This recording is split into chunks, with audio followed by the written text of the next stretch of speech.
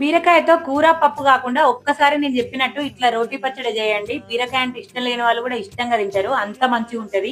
వీడియోలో చూస్తుంటే మీకు కూడా నోట్లో నీళ్లు ఊరుతానే కదా. లేట్ చేయకుండా వీడియో సేవ్ చేసుకోండి. ఎట్లా చేయాలనో చెప్తాను. ముందు పొయ్యి మీద కడాయి పెట్టుకొని పల్లీలు నువ్వులు లో ఫ్లేమ్ లో వేయించుకొని పక్కన తీసి పెట్టుకోవాలి. అందులోనే కారానికి తగ్గట్టు పచ్చిమిర్చి కొంచెం నూనె వేసి వేగిన తర్వాత ఎల్లిపాయలు జీలకర్ర వేసి వాటిని కూడా పక్కన తీసి పెట్టుకోవాలి. ఇప్పుడు అందులోనే ఇంకొంచెం నూనె వేసుకొని బీరకాయ ముక్కలు టమాటా ముక్కలు కొంచెం పసుపేసి ఒకసారి కలుపుకొని మూత పెట్టి ఉడకనివ్వాలి. బీరకాయ ముక్కలు ఉడికేలోపు ముందు వేయించి పక్కన పెట్టుకున్నవి రోట్లో వేసి ఉప్పు కూడా వేసుకొని మెత్తగా దంచి పెట్టుకోవాలి.